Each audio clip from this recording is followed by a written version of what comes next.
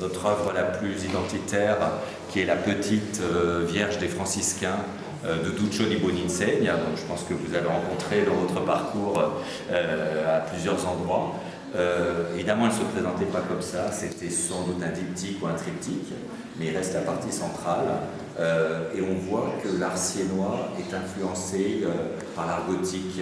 Donc il y a cette rencontre entre Sienne et l'art gothique qui fait que, alors que d'autres écoles italiennes continuent à rester dans un art encore assez byzantin, là il y a ce côté très délicat avec cette imitation des tissus, tout ça, et le geste très original de ces trois moines franciscains qui se prosternent devant la Vierge.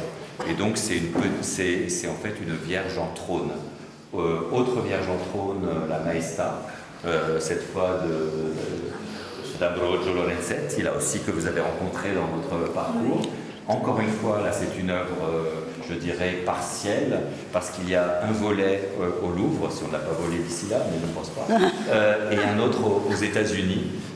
Et donc, c'est souvent ça aussi l'histoire de cette pinacothèque, c'est-à-dire c'est les vestiges extraordinaires qui restent, puisque malheureusement, avec les suppressions successives des couvents, l'art siennois est très parcellaire, il existe dans le monde entier, et aussi à Sienne, mais quand même pas mal de choses ont disparu. Et ce qui est extraordinairement fin dans cette Vierge en majesté, c'est le sens de l'espace.